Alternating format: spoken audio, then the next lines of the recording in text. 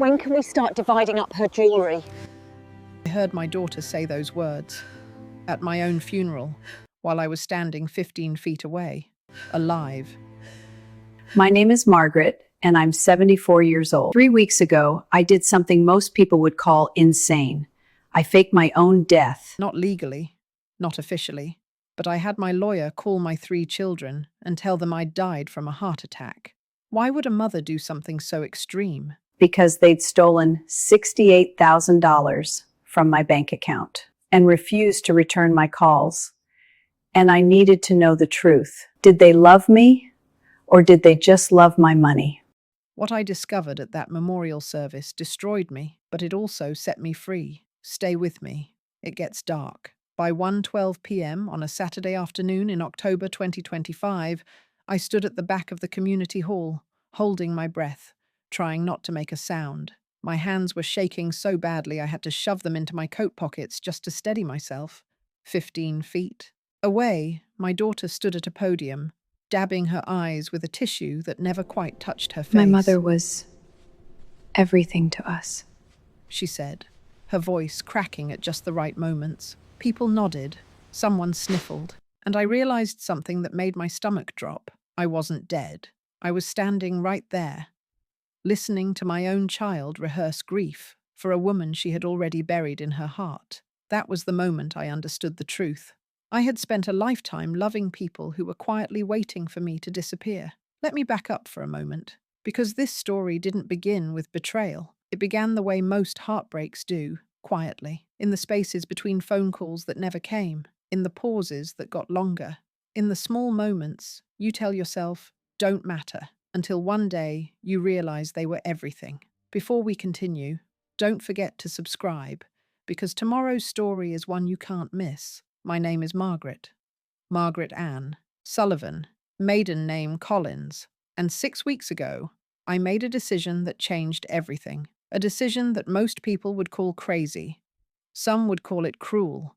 A few might even call it genius. But to understand why I did what I did, you need to know how I got there. You need to understand the woman I was before I became invisible, before I became nothing more than a bank account, a will, and a house that needed to be appraised. I was married for 47 years to a good man named Robert James Sullivan. Not a perfect man. Lord knows he had his flaws, but a good man, the kind of man who kept his promises even when they cost him something, the kind of man who remembered anniversaries and birthdays without being reminded, the kind of man who, at the end of a 16-hour shift, would still ask me how my day was and actually listen to the answer. He worked in construction his entire adult life, started as a labourer at 19 and worked his way up to foreman by the time he was 35. He came home tired every single night, his hands rough and calloused, his shoulders permanently bent from years of lifting and carrying. He had a persistent cough the last 10 years of his life from all that dust and debris, and ringing in his ears from the constant noise of machinery, but he never complained, not once, not about the aches in his back, or the stiffness in his knees, or the way his body was slowly breaking down from decades of hard labor. He provided. That's what he always said. I provide, Maggie. That's what a man does. And he did. He provided a home, a life, a future for our children that neither of us had growing up. We had 3 children. Jennifer, my oldest, then David, 2 years later, then Sarah, our baby, came as a surprise when I was 38 and thought we were done. I stayed home with them, not because Robert demanded it. He never demanded anything, but because that's what you did back then. You made a choice, family or career, and I chose family. I chose scraped knees and school lunches and dance recitals and parent-teacher conferences. I chose to be there. And I was. God, I was there for everything. Jennifer's first day of kindergarten, I walked her to the classroom and stayed in the parking lot for 2 hours, just in case she needed me. Her first period, I sat with her in the bathroom and explained what was happening, held her while she cried from the cramps. Her first breakup at 16, I held her for 3 hours while she sobbed into my shoulder, her whole body shaking, convinced she'd never love again. David's struggles with reading. I worked with him every single night for 2 years until the letters finally made sense to him. His college applications. I stayed up with him until 2 in the morning, night after night, proofreading every essay, every personal statement, helping him find the words to explain who he was and who he wanted to become. Sarah's wedding, I paid for half of it, not because her father couldn't, but because I'd been saving for it since she was born. Coupon clipping, garage sales, putting aside $5 here, $10 there. Over 20 years, it added up to $15,000. I gave it to her without hesitation, without asking for anything in return, because that's what mothers do, or that's what I thought mothers were supposed to do. When Robert died, 10 years ago this March, I thought I'd fall apart. He had a massive heart attack on a Tuesday morning, just collapsed in the kitchen while making coffee. By the time the ambulance arrived, he was already gone. The paramedic, a young woman with kind eyes, told me he probably didn't feel any pain, told me it was quick. I don't know if that was true or if she was just being kind. Either way, he was gone. 47 years of marriage ended in an instant. One moment he was there, humming some old song from our wedding, and the next moment he was just, I thought I'd fall apart. But I didn't, because I still had them, my children, my purpose, the people I'd built my entire life around. Or so I thought. The first year after Robert passed, they called every week, sometimes more. Jennifer would check in on Sundays, right after church. Just wanted to see how you're doing, Mum, making sure you're eating, making sure you're okay. David would stop by with his kids every other weekend. They'd help with yard work, fix things around the house, and stay for dinner. Those were good days. Days when the house felt full again. Days when I could pretend everything was going to be all right. Sarah texted me every morning.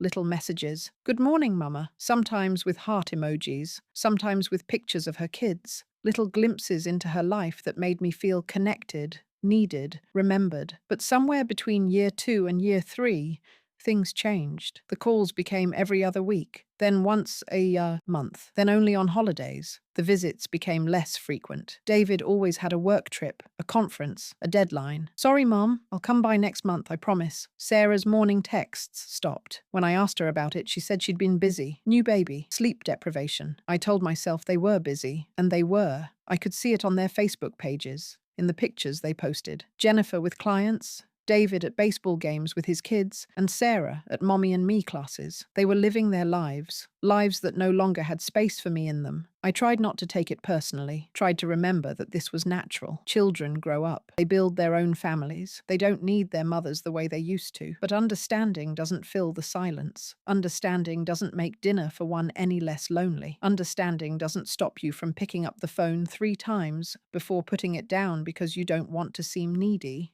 Don't want to be a burden. Don't want to be that mother who can't let go. I started volunteering at the senior center on Tuesdays and Thursdays. Not because I needed to.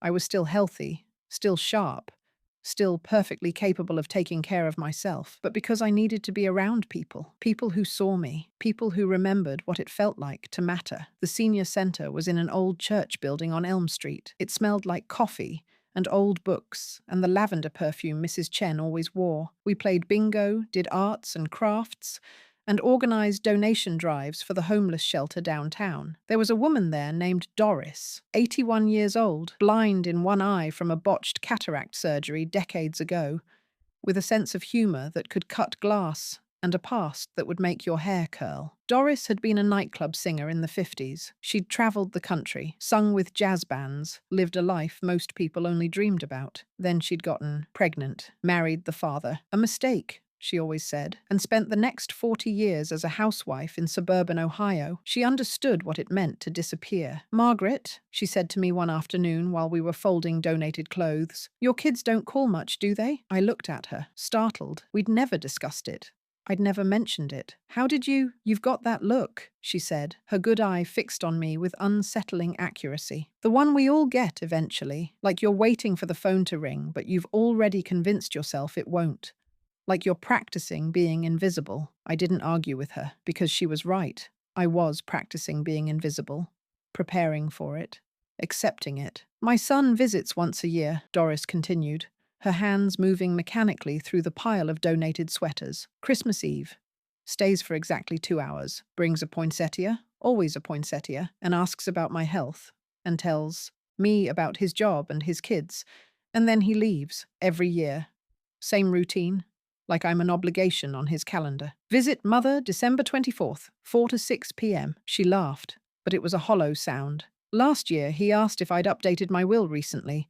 That was his opening line, not, "How are you feeling?" or, "I've missed you." Just, "Mum, have you updated your will? What did you say?" I told him I left everything to the cat shelter. She grinned. I don't even like cats, but the look on his face was worth it. He hasn't called since. We both laughed, but it was bitter laughter, the kind that tastes like disappointment. It started with a phone call from my bank on a Thursday morning in September. I was making tea when the phone rang. I almost didn't answer. I'd gotten wary of phone calls by then, tired of robocalls and scammers and telemarketers, but something made me pick up.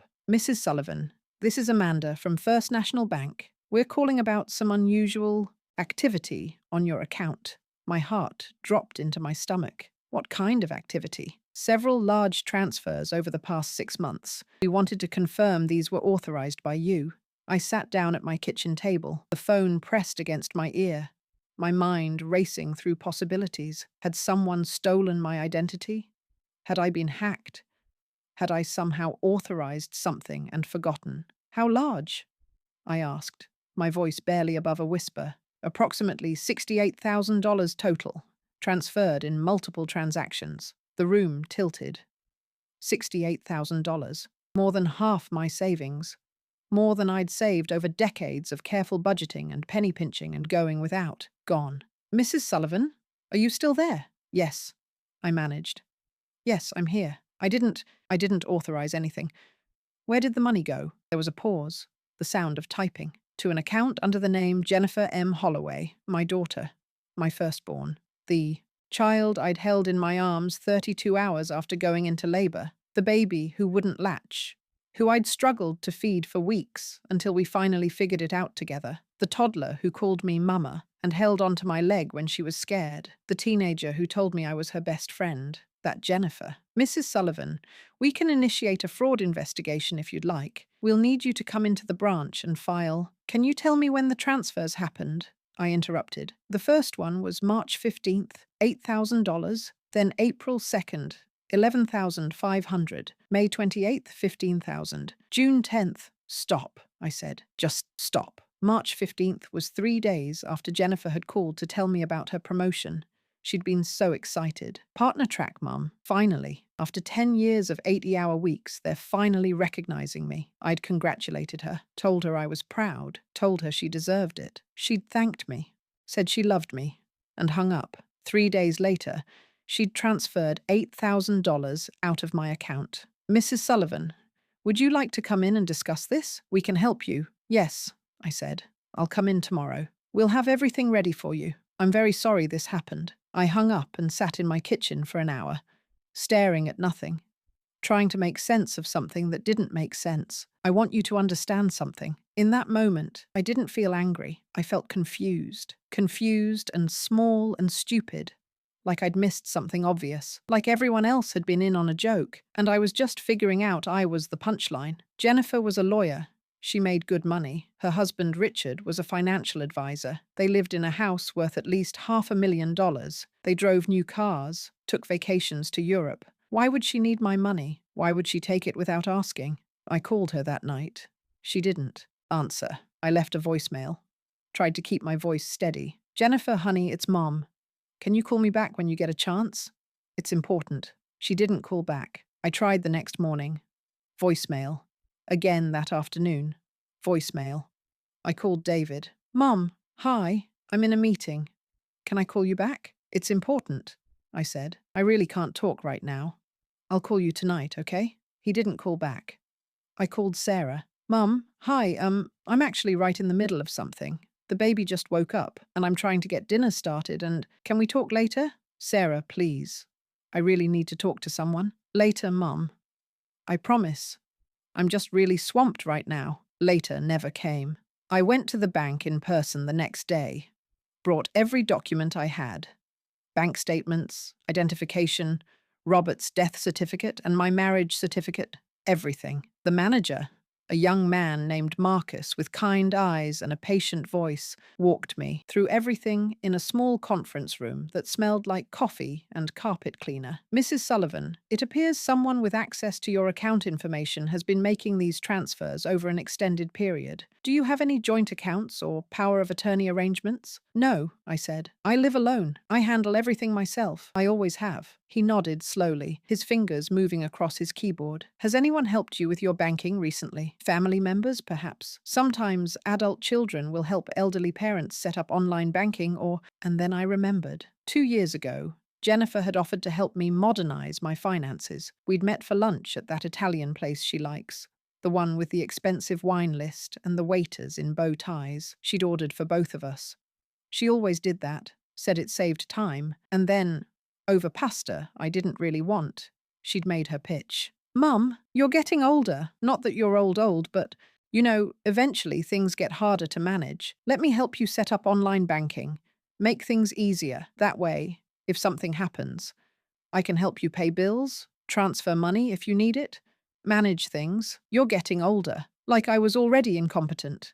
Like I was already halfway to senility, but I'd trusted her. Of course, I'd trusted her. She was my daughter. I gave her access, I told Marcus quietly, about 2 years ago, to help me manage things online. He nodded, his expression carefully neutral. That's fairly common, but Mrs. Sullivan, giving someone access to help you doesn't permit them to take money for themselves. What's happened here is called financial elder abuse. It's a crime. Financial elder abuse. The words felt heavy, foreign.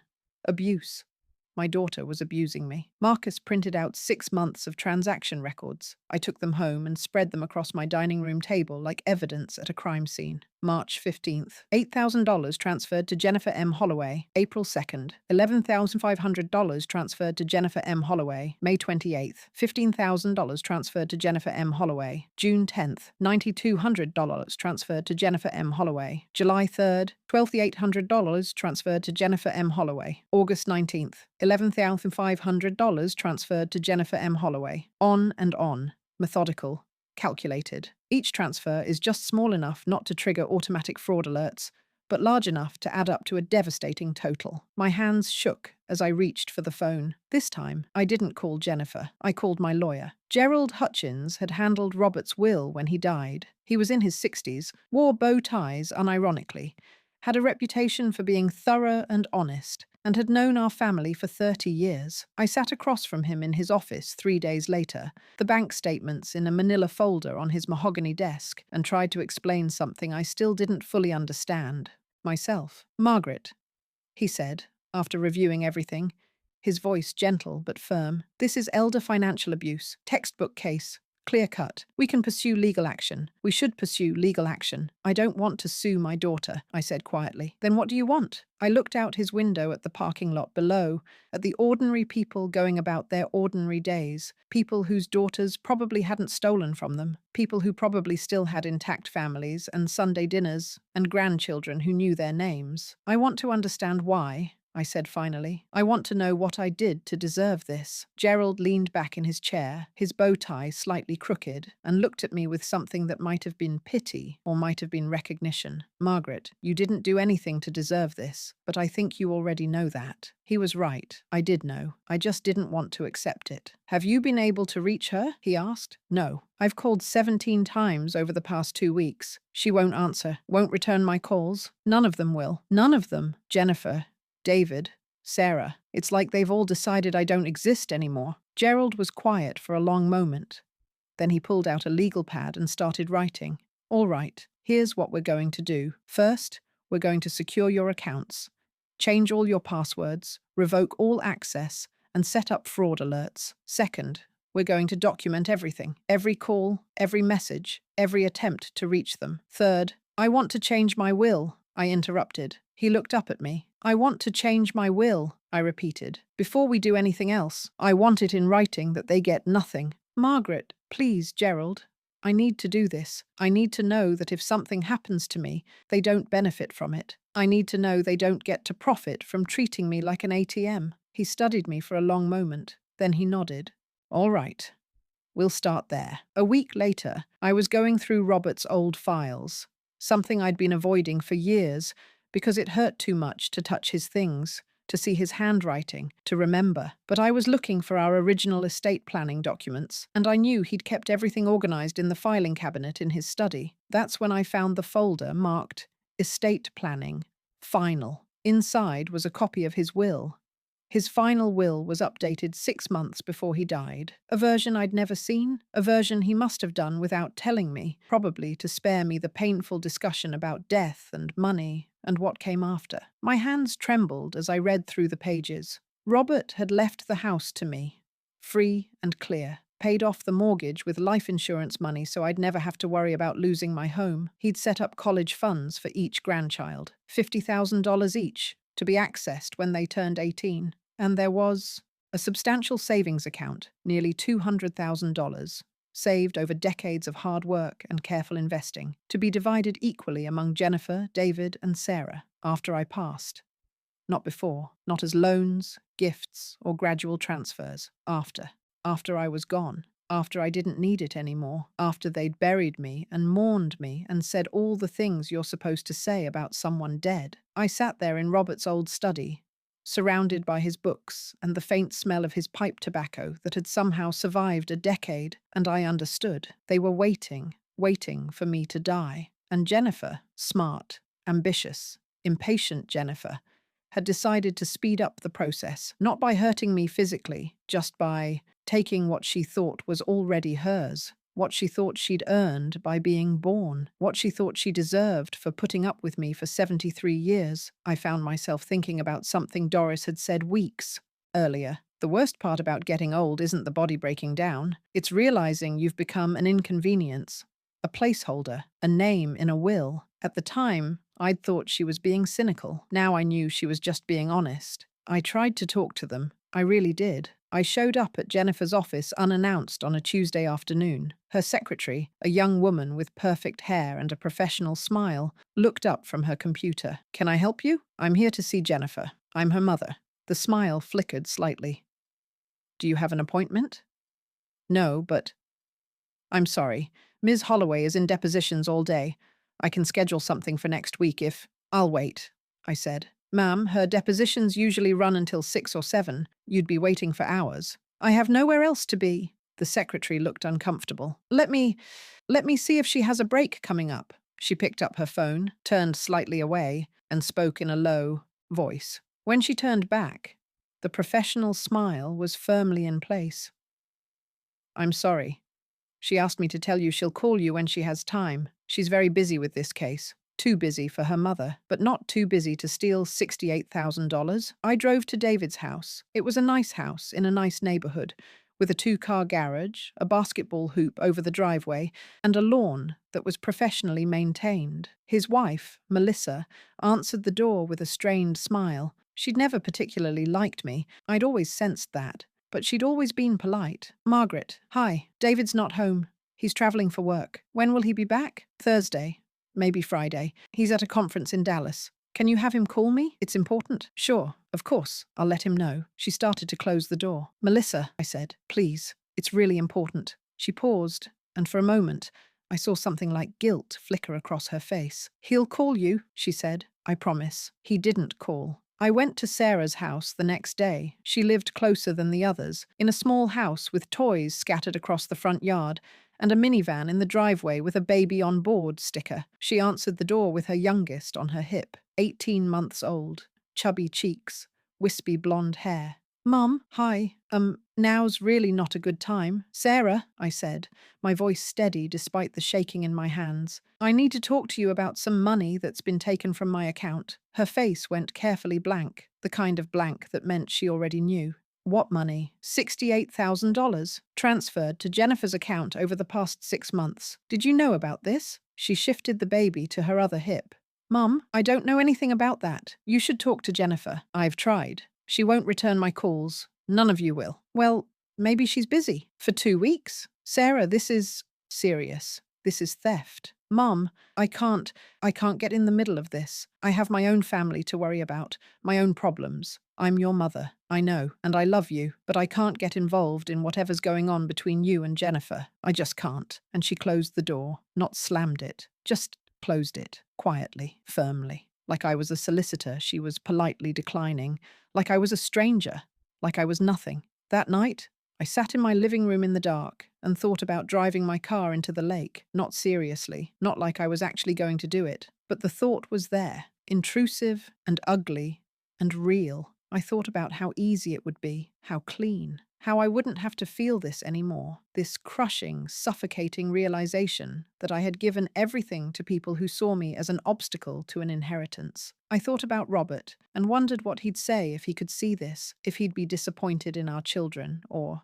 disappointed in me for letting it get this far. I thought about my mother, dead 20 years now, who'd warned me about this. Margaret, she'd said near the end, when the cancer had made her thin and yellow and brutally honest. Don't make the same mistakes I did. Don't give everything to your children and expect gratitude. Children forget. They move on. They build new lives. And if you're not careful, you'll wake up one day and realize you're already dead to them. I'd been offended at the time. My children would never do that. My children loved me. My children were different. But my mother had been right. But I didn't drive into the lake. You want to know why? Because I was angry. And anger, I discovered, is so much more useful than despair. Anger doesn't make you want to disappear. Anger makes you want to be seen. It was Doris who gave me the idea, though she didn't mean to. We were having coffee at the senior center on a Tuesday morning, sitting by the window that overlooked the parking lot, when she mentioned her son's recent visit. He came to see me last month, she said,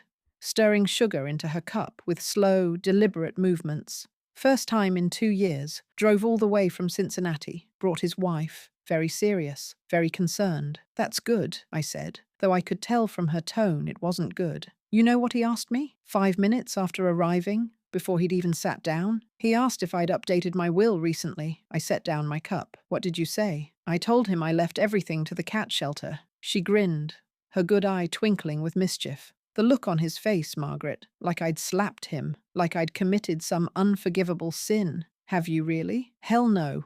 I don't even like cats. But he doesn't know that, and now he calls every week, suddenly very concerned about my health, my well-being, whether I'm eating properly, whether I'm taking my medications. We both laughed, but it was bitter laughter, the kind that tastes as vindication and disappointment mixed. You know what I wish, Doris said after a moment, her smile fading. I wish I could be a fly on the wall at my own funeral, just to hear what they'd really say, without the guilt of me being there to witness it, without having to perform grief for my benefit. She took a sip of her coffee. I bet my son would cry. He'd cry real tears, not because he misses me, but because he'd finally realize he can't manipulate me anymore, can't dangle visits like carrots, can't pretend to care just to influence the will. And that's when the idea took root. Not fully formed yet, just a seed, a possibility, a question. What would my children say at my funeral? What would they say when they thought I couldn't hear them anymore? I went home and pulled up Jennifer's Facebook page, something I rarely did anymore because it always made me feel old and irrelevant, and somehow less than. Her latest post was from 3 days ago, a photo of her family at a restaurant. Jennifer, Richard, and their 2 kids, my grandchildren, whom I rarely saw, sitting around a table, smiling at the camera, professional lighting, perfectly composed,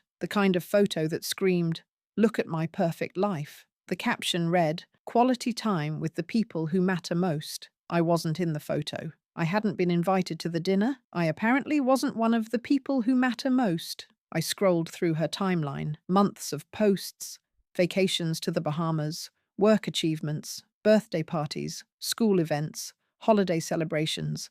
I wasn't in any of them. It was like I'd already died, like I'd been erased, like I was already just a memory she'd occasionally reference in the past tense. My mom always said my mom would have loved. I closed my laptop and sat in the quiet of my living room, and I made a decision.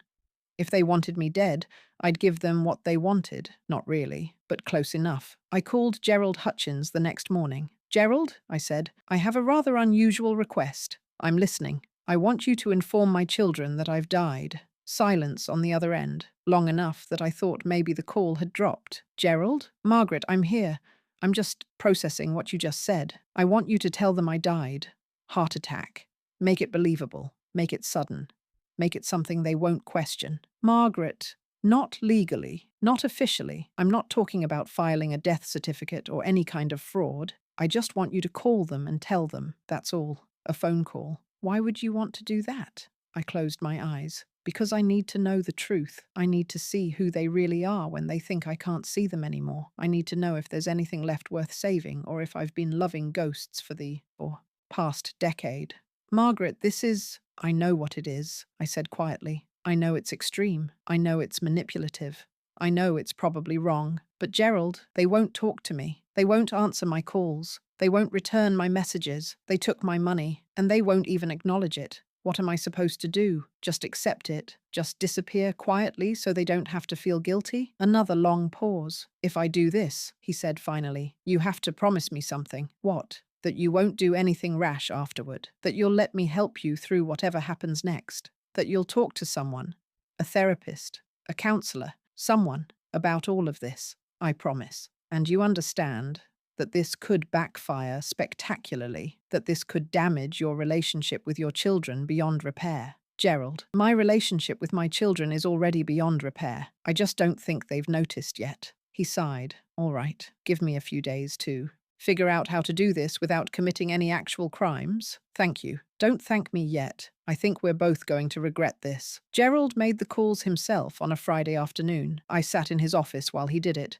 my hands folded in my lap, my heart hammering so hard I was afraid I might actually have a heart attack. He put the phone on speaker so I could hear. First call, Jennifer. Jennifer Holloway. Ms. Holloway. This is Gerald Hutchins. I'm calling regarding your mother, Margaret Sullivan. A pause. Is something wrong? I'm very sorry to inform you that your mother passed away yesterday evening. She had a heart attack at home. It was very sudden. The neighbor found her this morning when she didn't answer her door for their regular coffee. Silence. Ms. Holloway. Okay. What do we need to do? What are the next steps? No crying. No shock. Just logistics. We'll need to make arrangements for the memorial service. I'm handling the estate, but I'll need you and your siblings to… Can you email me the details? I'm in the middle of something right now. Of course. Thank you for calling. She hung up. I looked at Gerald. He looked back at me with an expression that said, Are you sure you want to hear the rest? I nodded. Second call. David. Hello. Is this David Sullivan? Yeah, who's this? This is Gerald Hutchins. I was your father's attorney. I'm calling about your mother, Margaret. Oh, okay, what's going on? I'm very sorry to inform you that your mother passed away yesterday evening. Heart attack. It was very sudden. Wait, what? She's dead. Yes, I'm very sorry for your loss. But I just talked to her like 2 weeks ago. She seemed fine. Heart attacks can be sudden and unpredictable, especially at her age. A long pause. I could hear him breathing. Okay, wow, okay. What do we need to do? We'll need to plan a memorial service. I'll be in touch with you and your sisters about the arrangements. Yeah, okay. Thanks for letting me know. He hung up. Third call. Sarah. Hello? Her voice was distracted. I could hear children in the background. Is this Sarah Martinez? Yes. Who is this? This is Gerald Hutchins. I'm calling regarding your mother, Margaret Sullivan. Oh, hi. Is everything okay? I'm very sorry to inform you that your mother passed away yesterday evening. A sharp intake of breath. What? She had a heart attack at home. It was very sudden. I'm very sorry for your loss. Oh my God. Oh my God. When? How? Yesterday evening. The neighbor found her this morning, crying. Finally, someone was crying. I can't believe this. I was going to call her. I was going to call her this weekend. I kept meaning to call her back. And I understand this is a shock. Take your time. I'll be in touch about memorial arrangements. Okay. Thank you. Thank you for calling. She hung up. When the calls were done, Gerald and I sat in silence. Well, he said finally, it's done. Thank you. Don't thank me. I feel like I just helped you commit emotional suicide. Maybe he had, but at least I'd finally get some answers. For the next week, I was a ghost in my own life. I didn't go to the senior center, didn't answer my landline, didn't check my mailbox, didn't turn on the lights after dark. I stayed inside and watched through my curtains as my life continued without me. Jennifer came by the second day, let herself in with her key, the key I'd given her years ago for emergencies. She didn't call out, didn't act like she expected me to be there. She just walked through my house like she was taking inventory. I watched from behind my bedroom door as she moved through the rooms, taking photos on her phone. The living room, the kitchen, the bedrooms, photos. like she was cataloguing the estate, like she was already planning the estate sale. She spent extra time in front of the china cabinet, photographing my mother's dishes, the ones I'd inherited, the ones I'd planned to leave to her.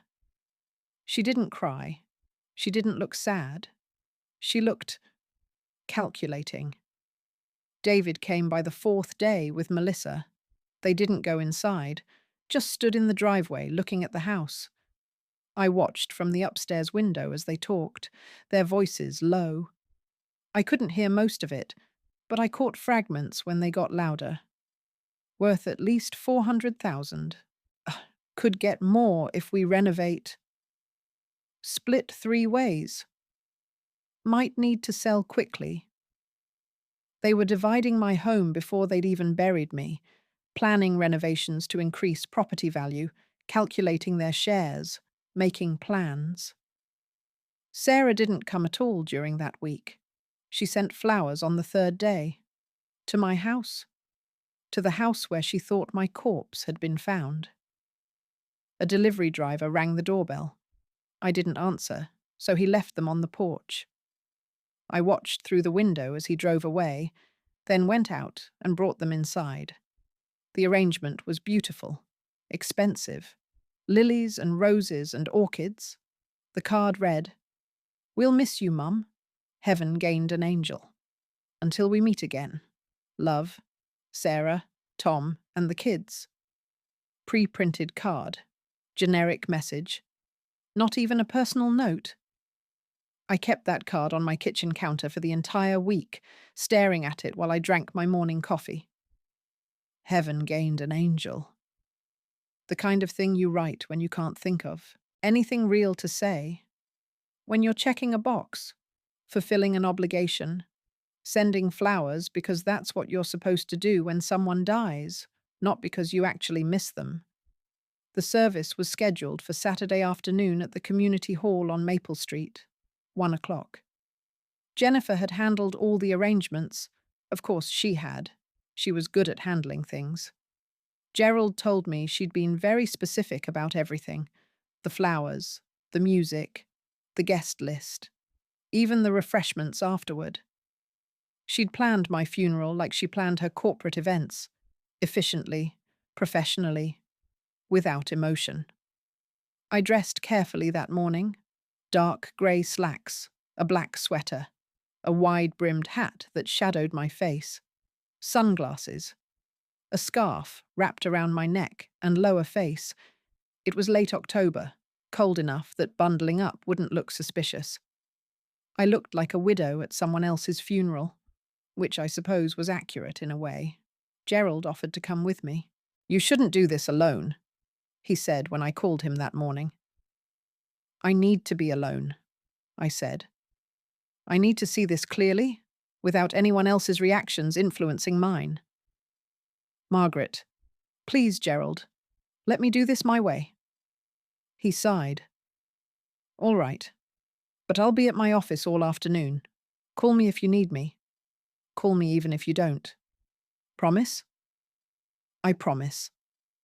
I arrived at the community hall 30 minutes early and positioned myself at the very back, behind a large pillar near the entrance, where I could see everything but remain mostly hidden. The hall looked beautiful, I had to admit. Jennifer had done a good job. Flowers everywhere, soft lighting, photographs of me displayed on easels, photos I didn't even know existed, pulled from God knows where. There was a photo of me and Robert on our wedding day. I was 24, radiant in a simple white dress, looking at him like he was my entire world. There was a photo of me holding baby Jennifer, both of us exhausted but happy. There was a photo of all 5 of us, me, Robert, Jennifer, David, and Sarah, from about 15 years ago. Christmas morning, everyone smiling, everyone together. Looking at those photos, you'd think we were the perfect family. Maybe we were, once. Or maybe I just hadn't been paying attention. People started arriving around 12:30. Neighbours I'd known for decades. Mrs. Henderson from next door is walking slowly with her cane. Tom and Linda from 3 houses down, who'd always waved when they saw me in my garden. The Martinez family, whose kids I'd babysat when they were little, and who were now teenagers with driver's licenses. Members of my church. Pastor Williams, who'd baptized all 3 of my children. Deacon James and his wife Carol, who'd always been kind to me after Robert died. People from the senior centre. Doris arrived early, looking genuinely devastated. She stood in front of my photograph for a long time, her hand pressed to her mouth. I wanted to go to her, to tell her I was okay, but I couldn't. Not yet. More people came. So many people. More than I'd expected. People whose names I'd forgotten, but whose faces I recognized. People I'd helped over the years, in small ways I'd forgotten about. And then my children arrived. Jennifer came first, dressed in an elegant black suit, her husband Richard beside her in a perfectly tailored dark grey suit. She greeted people at the door like a hostess at a party, accepting condolences with practiced grace, dabbing at her eyes periodically with a tissue that, I noticed, never actually made contact with her face. Her children, my grandchildren, stood beside her. Emma, 13. Luke, 11. Both dressed in somber colours, both looking uncomfortable and bored. Emma kept checking her phone. Luke kept tugging at his collar. Neither of them looked sad. David arrived 10 minutes later with Melissa and their 2 teenagers. He looked uncomfortable in his suit, kept tugging at his collar the same way his nephew did. The family resemblance was striking. His son Jacob, 16, had earbuds in. His daughter Sophia, 14, looked like she'd rather be anywhere else. David's eyes were red, but it might have been allergies. It was hard to tell from where I stood. Sarah came last, rushing in at 5 minutes to 1, her husband Tom carrying their toddler, her face puffy and blotchy. Whether from actual crying or lack of sleep or both, I couldn't tell. She looked genuinely distressed, at least. That was something. They took seats in the front row. The seats are reserved for the family. The seats reserved for people who actually cared. At exactly 1 o'clock, Pastor Williams stood at the podium. The crowd quieted. Someone coughed. A baby somewhere in the back made a small sound before being shooshed. "We're gathered here today," Pastor Williams began, his voice warm and familiar, "to celebrate the life of Margaret Ann Sullivan, a devoted wife, a loving mother, a faithful friend, and a pillar of this community." I watched my children's faces. Jennifer stared straight ahead, composed. Perfect posture. Hands folded in her lap. The picture of dignified grief. David looked at his phone briefly before Melissa elbowed him. He put it away and stared at his shoes. Sarah fidgeted with her purse, pulling out tissues she didn't use, her leg bouncing nervously. Margaret was a woman of quiet strength, Pastor Williams continued. She didn't seek attention or accolades. She simply showed up. Day after day, year after year, she showed up for the people she loved. A few people in the audience nodded. I thought about all the times I'd shown up. School plays and soccer games and band concerts, hospital rooms and doctor's appointments, births and birthdays, and every ordinary day in between. All the showing up I'd done for people who couldn't show up for me when I needed them.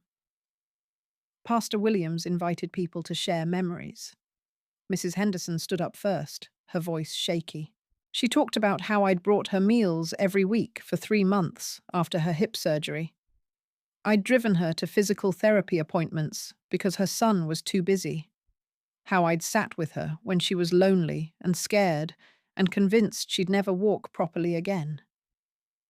"Margaret saved my life," she said simply. Not dramatically, not all at once.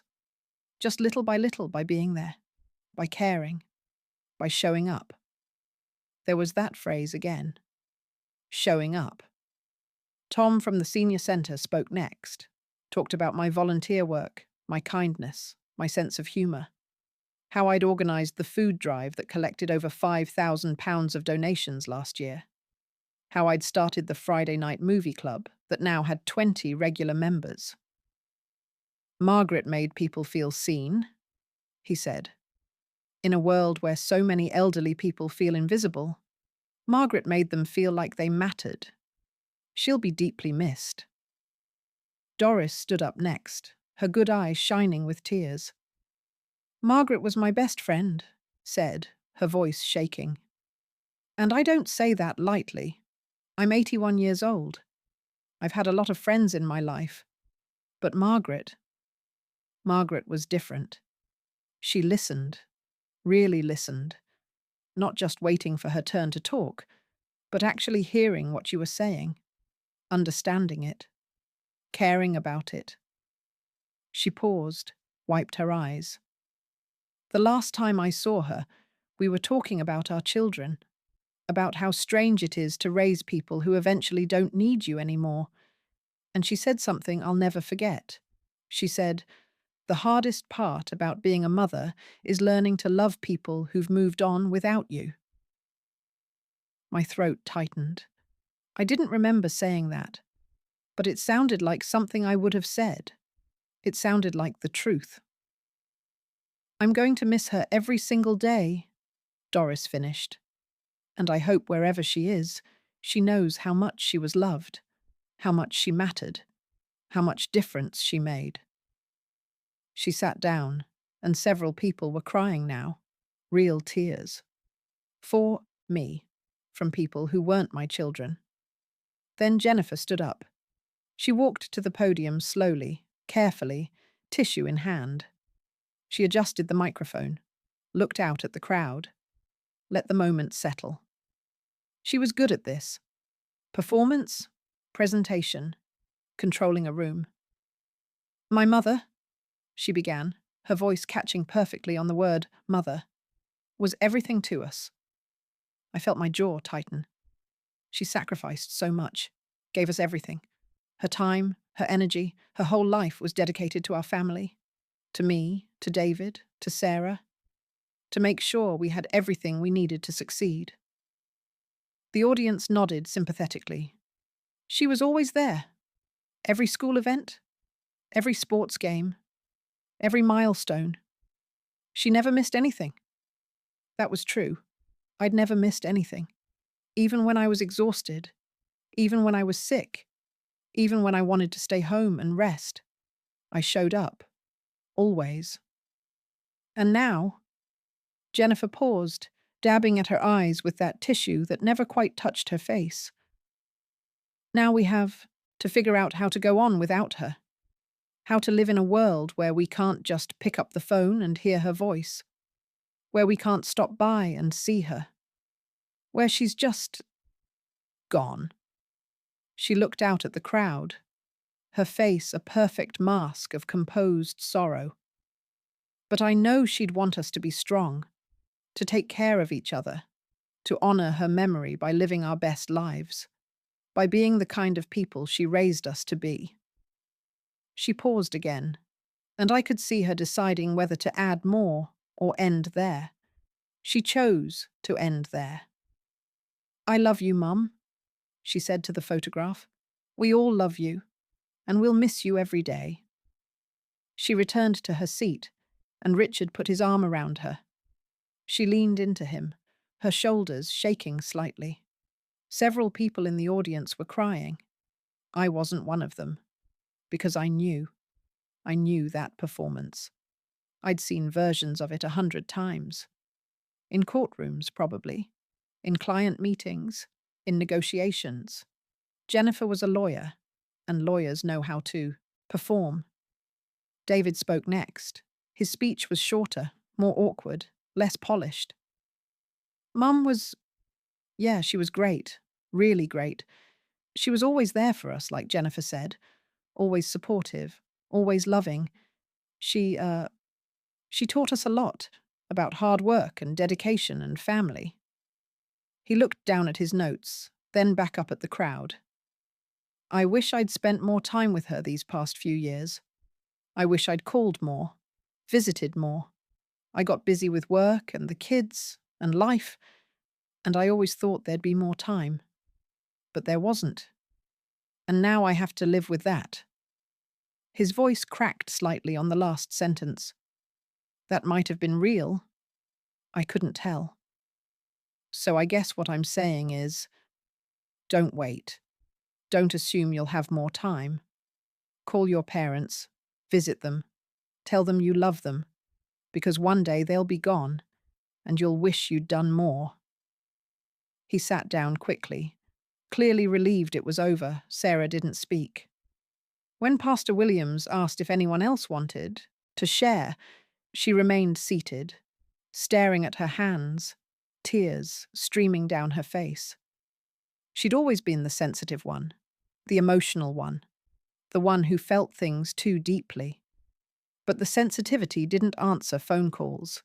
Emotion didn't stop her from closing the door in my face. Tears didn't erase the weeks of silence.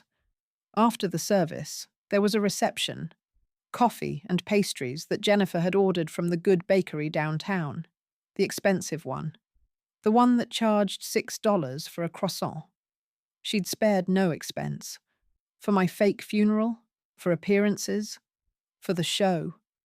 People mingled in small groups, shared condolences with my children, exchanged memories and stories about me, said kind things about the woman they'd known, the woman who'd apparently been far more present in their lives than in her own children's.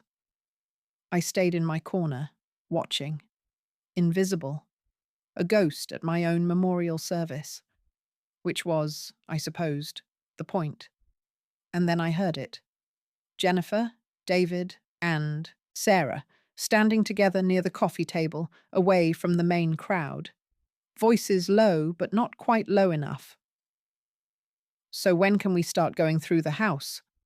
David asked, glancing around to make sure no one was listening. Jennifer checked her phone. "Gerald said we should wait until after probate starts, but honestly, I think we should get ahead of it. Start sorting things, figure out what's worth keeping, what we can sell." "What about her jewelry?" Sarah asked quietly. "Mum had some nice pieces. Grandmother's ring, those pearl earrings." "We'll split it," Jennifer said briskly. "Fair and square. We'll divide everything equally. That's what's in the will anyway." "What about the life insurance?" David asked. "How much was the payout?" Jennifer's expression tightened slightly. "That's where it gets complicated. Apparently Mum never updated the policy after Dad died. It's still in his name, which means it's going to be tied up in some kind of legal thing. Gerald's working on it. Wait, so there's no payout?" David looked panicked. "I'm working on it," Jennifer snapped. "But yes, it might be tied up for months, which is ridiculous. She had 10 years to update it." "Jesus," David muttered. "She couldn't have made this easier?" I couldn't breathe. Not because I was shocked, but because I wasn't. Because somewhere deep down, beneath all the denial and the hope and the desperate need to believe the best about my children, I'd known. I'd known this was who they were, and I'd spent years lying to myself about it. Years of making excuses. Years accepting less and less until I'd accepted nothing at all. "What about the house?" Sarah was asking, her voice barely above a whisper. "How much do you think it's worth?" "At least 400,000, Jennifer said. "Maybe more if we renovate the kitchen and bathrooms. It's a good neighborhood, good bones. It'll sell fast." "That's over 100,000 each," David said, doing the math out loud. "Plus whatever's in her accounts."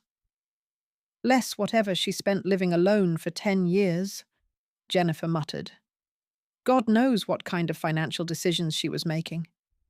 "Did you see that ridiculous donation to the senior center? $5,000 last year alone." "She volunteered there," Sarah said weakly. "She could have saved it for us. Jennifer replied. For her grandchildren. For something useful. My hands were shaking. My whole body was shaking. I donated $5,000 to the senior center because they needed it. Because they'd helped me when I was lonely. Because it was the right thing to do. And my daughter thought it was ridiculous. Thought I should have saved it for her. For her inheritance. Like every dollar I spent, every choice I made, every moment I lived was supposed to be for them. Like I wasn't allowed to have my own life, my own priorities, my own money. When do you think we can get into the house? David asked. I'd like to go through Dad's old tools. Some of that stuff is worth money. Give it a week, Jennifer said. Let people forget about the funeral. Then we'll go in together and start sorting. What if there's stuff we don't agree on? Sarah asked. What if we all want the same things? Then we'll sell it and split the money, Jennifer said simply. Everything's negotiable. Everything has a price.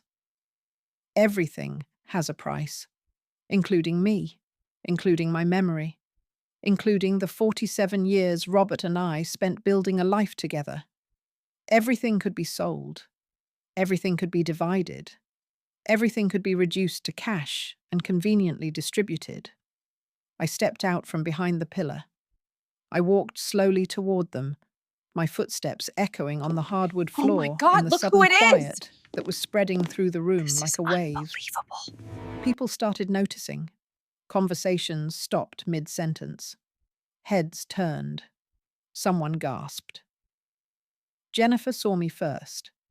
Her face went from mild annoyance at being interrupted to confusion, to recognition, to absolute, white-faced horror in the space of about 3 seconds. Her mouth opened, closed, opened again. No sound came out. Mom? She finally whispered, the word barely audible. David spun around so fast he nearly knocked over the coffee table, dropped his cup. It shattered on the floor, coffee splashing across the hardwood, and nobody moved to clean it up. Sarah made a sound like a wounded animal. Her hand flew to her mouth. I stopped about 6 feet away from them, close enough to see every detail of their faces, far enough to maintain some dignity. The entire hall had gone silent. 100 people holding their breath, watching, waiting. Hello, Jennifer, I said quietly. David? Sarah? But you're... Jennifer couldn't finish the sentence. Dead? I finished for her. No. As you can see, I'm very much alive, though I can understand why you might wish I wasn't. Mum, what is this?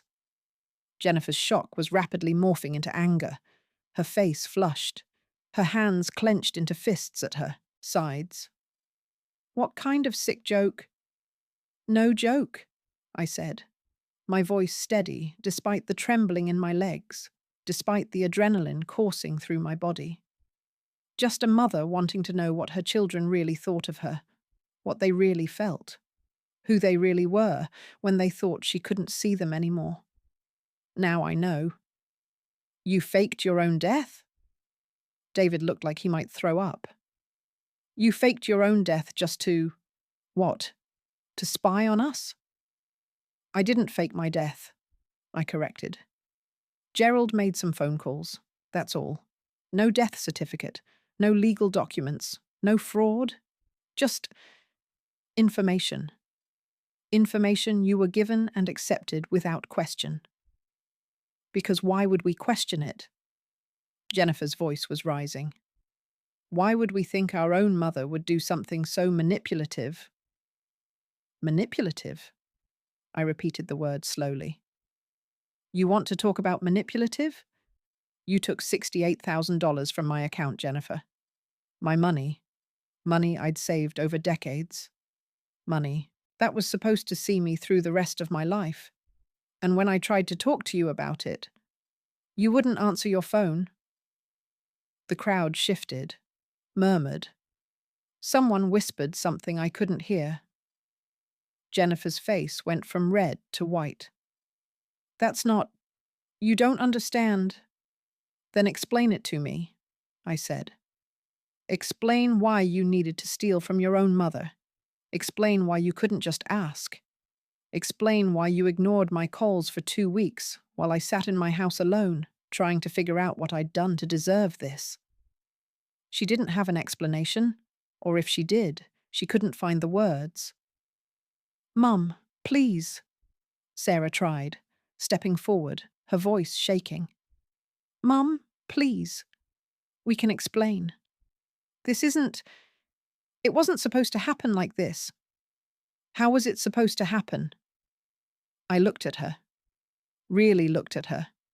At the daughter I'd held through nightmares, taught to ride a bike, helped with homework, and stood beside at her wedding.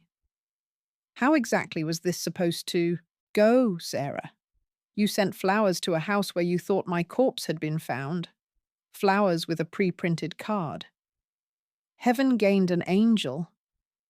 You couldn't even write a personal note? Her face crumpled. I didn't know what to say. How about, I'm sorry I closed the door in your face? How about, I'm sorry I told you I couldn't get involved when you needed help? How about, I'm sorry I chose my own comfort over my own mother? She burst into tears. Real ones this time. I felt nothing. And you? I turned to David. You kept looking at your phone during my eulogy, during the supposed celebration of my life. Couldn't even give me your full attention when you thought I was dead. I was checking work emails, he said weakly. You're always checking work emails. Even now. Even when it matters. Even when there are more important things than whatever's happening in your inbox. He didn't argue. He couldn't. You want to know what hurts the most? I asked, looking at all three of them, at the children I'd given everything to, the children I'd built my entire life around. It's not the money. It's not even the lying. It's that you couldn't wait. You couldn't wait for me to actually die before you started acting like I was already gone. That's not fair, Jennifer said, but her voice was shaking, all the authority gone from it. Fair? I repeated the word like it was foreign. You want to talk about fair? I gave you everything. Everything. My time, my money, my entire life. I stayed up with you when you were sick. I paid for your education. I babysat your children. I showed up for every single milestone, every single crisis, every single moment you needed me. And when I needed you, when I was alone and scared and confused about where my money had gone, you sent me to voicemail. The silence in that hall was deafening. Pastor Williams looked stricken, his face pale. Doris was crying openly, her hand pressed to her chest. Neighbours I'd known for 40 years were staring at my children like they were strangers. Like they were people they'd never really known at all. And maybe they were. Maybe we'd all been fooled by the performance, by the facade, by the version of themselves they presented to the world. I want you to leave, I said quietly. All three of you. Get out of my memorial service. Get out of my house. Get out of my life. And don't you dare come to my real funeral someday, because you won't be welcome there either. Mom, David started. Get out. They left. Jennifer first, head high, trying to maintain dignity she didn't deserve. She grabbed her purse, straightened her jacket, and walked out without looking back. Richard and the kids followed her, everyone silent. David next, practically running, his face red, his hands shaking. Melissa gathered their children and hurried after him. Sarah lingered for a moment, looking back at me with something that might have been regret, or might have been just embarrassment at being caught. Her husband, Tom, stood beside her, holding their toddler, looking confused and uncomfortable. Mum? Go, Sarah. She went. For a long moment after they left, nobody moved. Nobody spoke. The crowd just stood there, staring at me, trying to process what they'd just witnessed. Then Doris broke the silence. She walked straight up to me and hugged me so tight I thought my ribs might crack. "You brave, crazy, magnificent woman," she whispered in my ear. Others approached slowly, cautiously. Mrs. Henderson touched my arm gently. "I'm sorry, Margaret. I'm so sorry you had to do that." Tom from the senior centre shook his head. "I had no idea. None of us did." Pastor Williams pulled me aside. "Margaret, I don't condone what you did, but I understand why you did it, and I'm sorry. I'm sorry it came to this." "Thank you," I said. "Will you be all right?" I thought about that question. Would I be all right? My children hated me now, probably, or would, once the shock wore off, once the embarrassment faded. Once they'd convinced themselves I was the villain in this story. I'd humiliated them publicly. I'd exposed them. I'd burned bridges I'd spent decades building. But I'd also told the truth. Finally. After years of silence and acceptance, and making myself smaller and smaller to accommodate their neglect, I'd told the truth. "Yes," I said finally. "I think I will be." And I meant it. Jennifer tried calling 3 times in the first week. I didn't answer. She sent a letter. Long, detailed, full of explanations and justifications and barely concealed anger. I read the first paragraph and then threw it away. She wanted to explain about the money, about how it was supposed to be a loan, about how she'd been planning to pay it back, about how she'd been in a difficult financial situation, which made no sense given her salary and her house and her lifestyle. But logic had never been Jennifer's strong suit when she was defending herself. I didn't need to hear it. Some things can't be explained away. Some betrayals don't have good reasons. David showed up at my house on the 8th day, rang the doorbell for 5 minutes, knocked, called my name. I watched from the upstairs window but didn't answer. Eventually, he left. He called that evening, left a voicemail. "Mom, I'm sorry. I know that doesn't fix anything, but I'm sorry.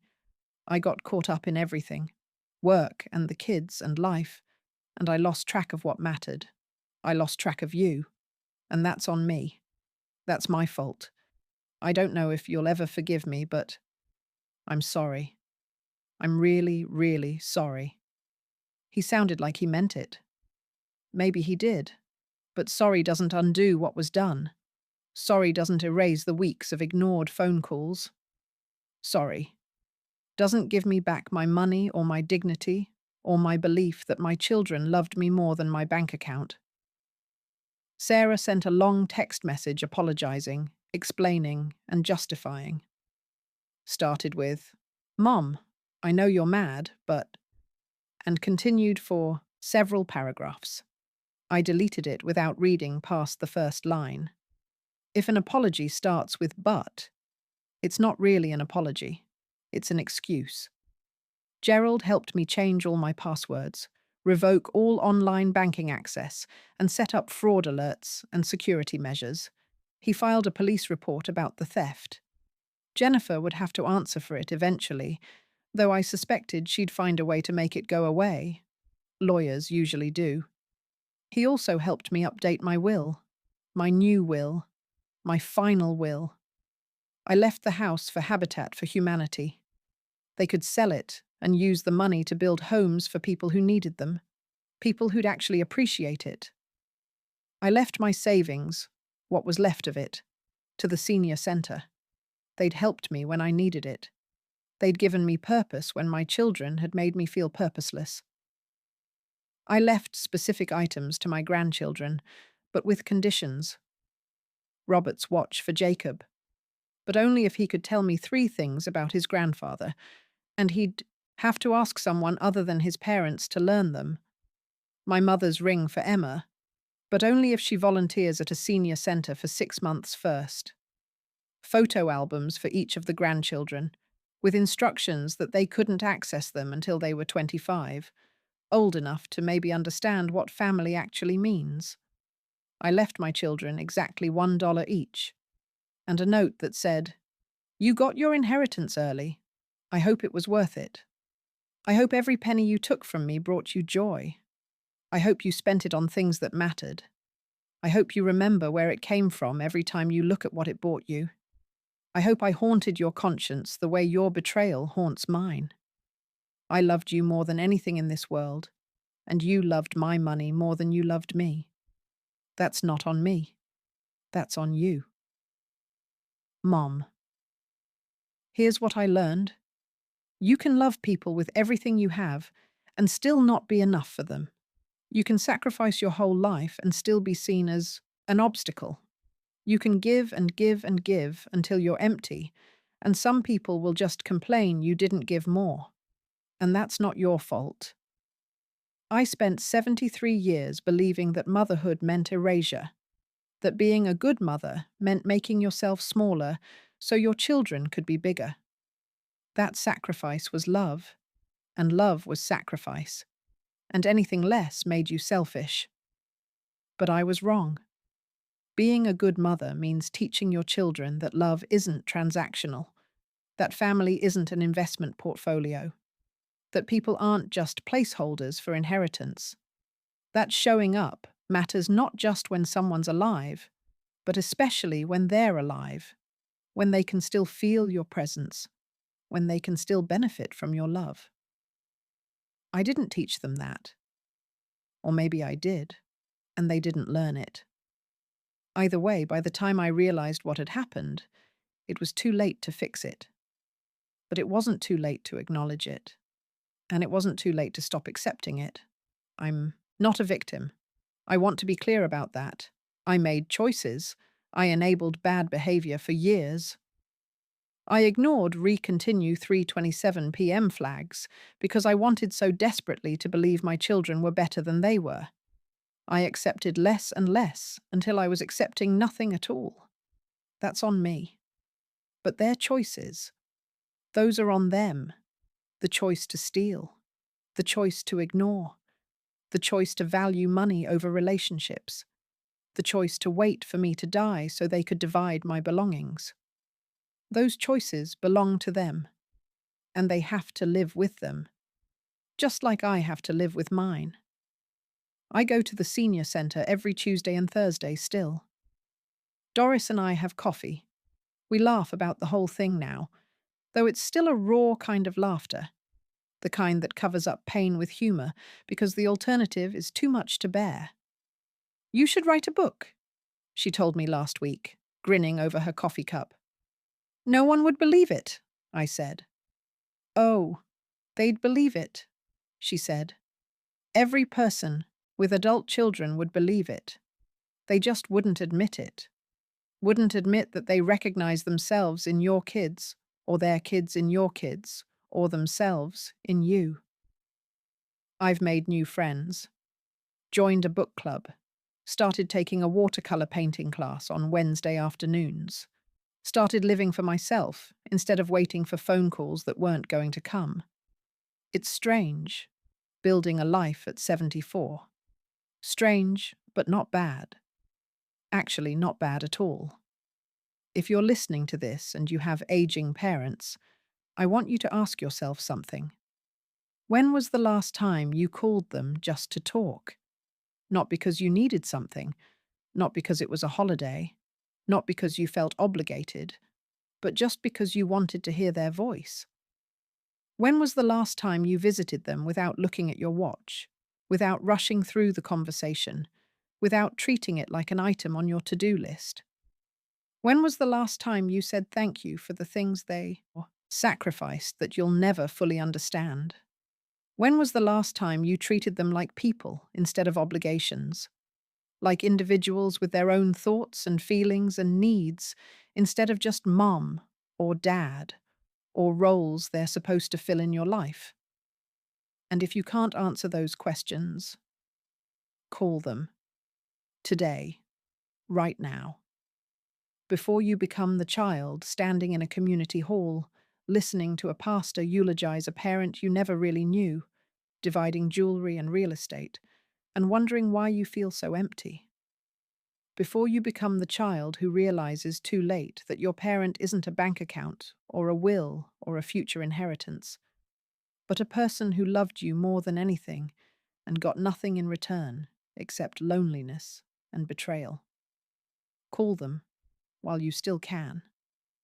I turned 74 last month. I had a quiet birthday. Doris brought cake, chocolate my favorite. A few friends from the centre sent cards. Mrs. Henderson from next door came over for tea. My children didn't call. I didn't expect them to. But here's the thing. I'm okay. Better than okay, actually. I'm free. Free from the weight of pretending. Free from the exhausting work of loving people who only loved what I could give them. Free from making myself smaller and smaller until I disappeared completely. I showed up to my own memorial service and discovered I was already dead to the people I'd lived for. But I also discovered something else. I was still alive. Still here. Still me. Still valuable. Still worthy. Still deserving of love and respect and basic human decency. And that, it turns out, is enough. It has to be. Because in the end, the only person who has to live with your choices is you. And I'm finally learning to live with mine. Not the choices I made as a mother, though I'm learning to make peace with those too. But the choices I'm making now. The choice to set boundaries. The choice to demand respect. The choice to refuse to accept less than I deserve. The choice to be visible, even when people would rather I disappear. The choice to matter. My name is Margaret Ann Sullivan. I'm 74 years old. And I'm not dead yet. Not by a long shot. I have years left, God willing. Years to paint and read and laugh with friends who actually appreciate me. Years to volunteer and help people who need it. Years to live for myself instead of waiting for crumbs of affection from people who don't value me. Years to be Margaret. Not just Mom. Not just the woman who gave up everything. But Margaret. A person in her own right, with her own dreams, goals, and values. And if my children ever figure out what they lost, if they ever grow up enough to understand that relationships require effort and love requires showing up, and family means more than waiting for someone to die so you can inherit their house, maybe we'll talk. Maybe we'll rebuild something. Something honest this time. Something real. Something based on mutual respect instead of obligation and guilt and unspoken resentment. Maybe. But I'm not holding my breath. And I'm not waiting. I'm living. Finally. For the first time in 74 years, I'm living for me. Because in the end, the only person who has to live with your choices is you. And I'm finally learning to live with mine. If this resonates, share this video. Leave a comment. Tell me what you are going to do differently. Subscribe, because I have more stories to share. We learn every day. Make sure you keep your mind open and your eyes vigilant. Be honest. If you were in my shoes, how would you have handled this?